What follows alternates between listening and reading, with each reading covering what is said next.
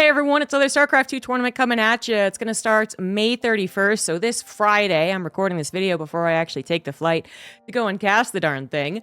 But it is the last stop before the Esports World Cup, so a lot of these players are hoping to get the points or the direct seed to that $1 million tournament that is happening in the summer in Riyadh. So it's a really big deal for a lot of players, and as just a tournament itself, it's also got the prestige and a $100,000 prize pool that a lot of our StarCraft 2 Masters events do have. It's going to be happening again Friday to Sunday, and the schedule is also up on the site, as you can see here. So it is going to start at 10 a.m. Doesn't specify the time, so I'm going to assume, Dallas time, which I believe is Central. So it's bright and early for a lot of people, or perfectly timed for maybe the Europeans out there, but obviously it does go a very long time. And that's going to be both the case for Friday and Saturday. And then Sunday is only going to be the semifinals and the finals, so keep that in mind. And it is going to start a little bit later with apparently a show match of some sort. I don't actually know what it is. That's happening before the grand finals. So keep that in mind whenever you're planning out your weekend and the place you can find it. So the where, obviously Dreamhack Dallas, in Dallas, Texas. You can also actually watch this event, which is very important, on twitch.tv/ESL_SC2. Add a B to the end of that to go to the B stream, of which there will be one. I believe there's also a C stream, and you would add again just the C to the end of that phrase I just said. Or you could go to tl.net and look on the sideboard, which apparently is an old person thing to do. So either one works, but make sure that you do remind yourself to go ahead and be ready for that. I don't think they have a YouTube today this time around, but maybe they do. I think you have to check that out by yourself. So you can see that they're playing for a lot of dollarinos. So the why of this is you want this money. You want $100,000 total prize money here. First gets $20,000. You also want all of these points because people are looking to continue to grab points to enter into the Esports World Cup. They can do so by either having enough points above everyone else or by actually getting direct seeds, which actually this tournament will provide direct seeds. We go to Wikipedia for some more StarCraft 2 specific information. You can see that the top 4 will award direct qualification spots to the Esports World Cup. And so if someone who is already going manages to get this far, for instance, it would bump down the person to be invited to the next person with the most points. So what that means is everyone's going to be really fighting very hard to get to the top 4, right? Only some people are usually capable of getting to the top 4. So what we're probably going to see is maybe some repeats like Cyril getting to the top 4. So he's going to kind of give another slot to people down below in the points. And so you're going to see a lot of people who maybe get kicked out 13 through 16th or 9 through 12th or something like that. And they're going to be cheering sometimes, for a particular player to beat another player so that they actually keep their point allocation post-tournament, then they can actually go to the Esports World Cup, right? That is most ideal. We already do have a handful of players that are prepared to go there. So you can see here, if you go to the page, that you can see everyone who is actually already going to the Esports World Cup. So if any of these guys were to either not attend, like MaxPax, or they get another direct seed because they get very highly placed in this tournament, then, someone else is going to be able to get a chance to actually go via the points. So hopefully that made sense. Basically, at the end of the day, the safest way to actually make it to the Esports World Cup is to actually get top 4 here. So besides the usual reasons to win a tournament, this is kind of the biggest one. There's a lot of money on the line for this tournament, which is great, but there is a heck of a lot of money on the line for the Esports World Cup, which is going to be $1 million for StarCraft. So that's kind of the why. That's basically the why this is happening. Also, if you do get more points, you do get better seating and stuff as well, but it's really about just freaking getting there in the first place, getting your foot in the door. So how did everyone get to this tournament? Back to focusing primarily on the spring tournament at Dreamhack Dallas. It's kind of the official way we have to say it. That's one where people sometimes get confused, so I'm here to try and explain it as well as possible. So Dreamhack Dallas is home to the ESL StarCraft 2 Masters 2024 Spring, which had regional play leading up to this tournament. So the regions of Europe, Americas, and Asia all battled, within each other to determine who could make it farthest in a online tournament that was cast by many of the commentators. And some of these people were able to do very, very well.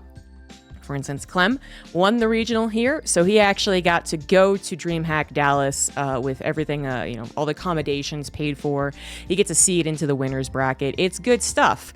And the same thing happened for Americas, was top 2. Asia, I believe, was top 1 or 2. Yeah, top 2 as well. Coffee, unfortunately, I believe couldn't go, so Nice is going instead. But that's the first thing. So everyone plays in these regionals because they want to win more money in the regionals, but then they also want to get to this direct seed into Dreamhack Dallas, and that's called the winner's stage. So the winner's stage is like kind of already far into the tournament, actually. You have a certain number of people, the people who did well in the regionals leading up to those tournaments, or people who just did well overall, like Cyril did over the entire year. And you put them into 2 groups, double elimination, and you give them 3 chances, actually, to continue their lives. So, for instance, Clem could win everything here and then win everything in the semifinals, and then he's straight to playoffs. He actually gets to chill for the majority of Friday and Saturday if he were to just breeze past Stats and, you know, Classic or whoever it is. So that's really great. That feels really awesome. And we've had that before where, you know, people certainly have easier runs than others. But this is kind of considered one of the easiest ones for the bracket.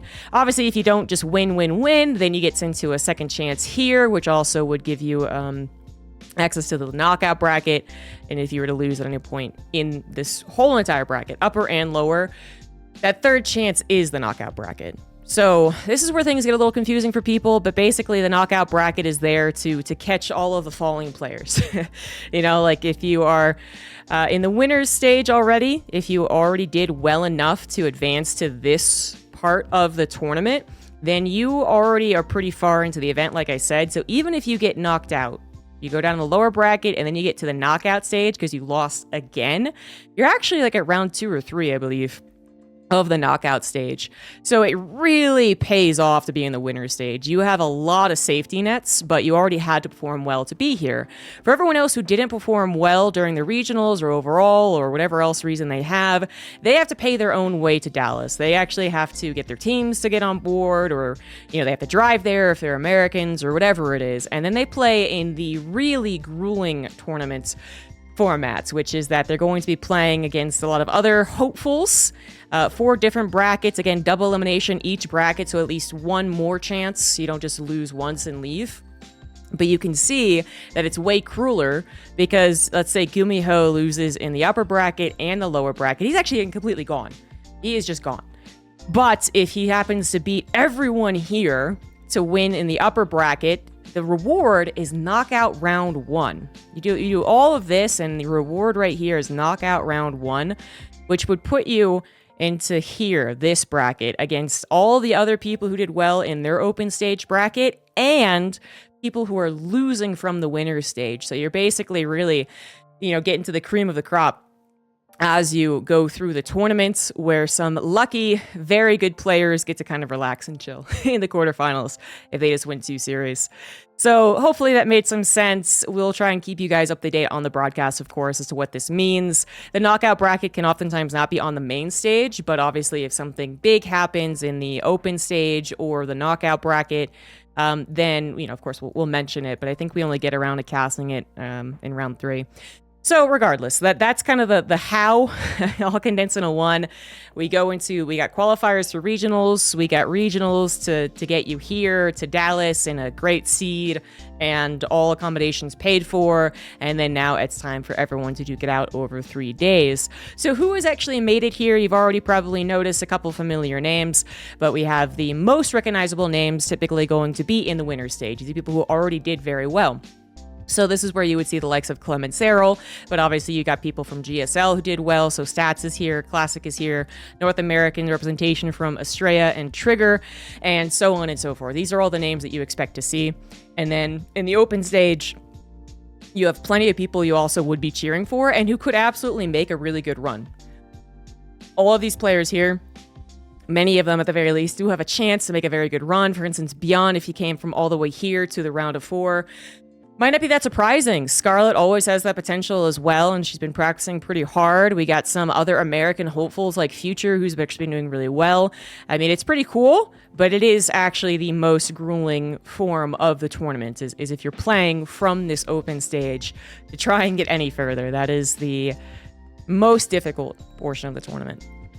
So some people have easier brackets than others, and I will do another video where I actually do some predictions. But this actually has covered everything. So we have the what? It's StarCraft 2 tournament happening in Dreamhack Dallas when this weekend, starting at, I believe, 10 Central.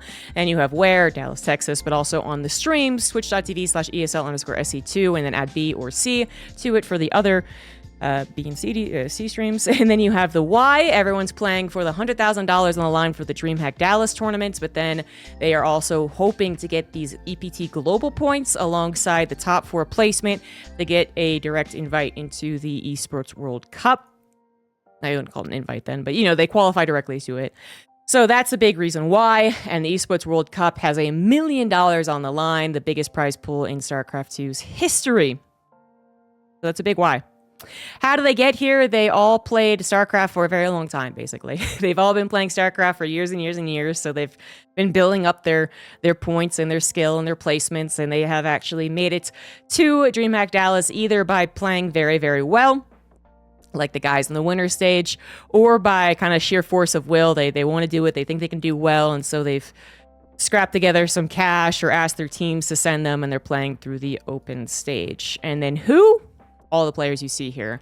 The only one who's missing is probably going to be Showtime. Apparently he decided he wasn't going to make it to the Esports World Cup, so he instead took this time to actually kind of have a breather, I suppose, in his career. So that's, I think, the only person that you would expect to be here that isn't, and otherwise, hard to say if anyone's really missing. Max Bax doesn't usually go to tournaments, so that's not a surprise.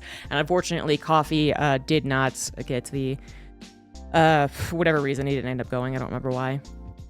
I don't think it was anyone's fault. He just couldn't get everything together. And so Nice will be there instead. And that's it. That is the what, when, where, why, how, and who of the ESL StarCraft 2 Masters 2024 Spring Tournament at Dreamhack Dallas. It's called Dreamhack Dallas. So I hope you guys will enjoy the tournament. If you're watching online, remember to be chill in chats. And if you actually are here, going to be there in person, awesome. I hope you have a wonderful time. And do feel free to, talk and ask, players and commentators and stuff questions. And generally, if we're out and about, so then I'm being talked to. The only rule is do not ask for a player's signature after they lost. That's basically the only rule. Other than that, hope you all have fun. I will see you all on the stream, twitch.tv/ESL_SC2, and on all my social medias and stuff. Okay. Bye, guys.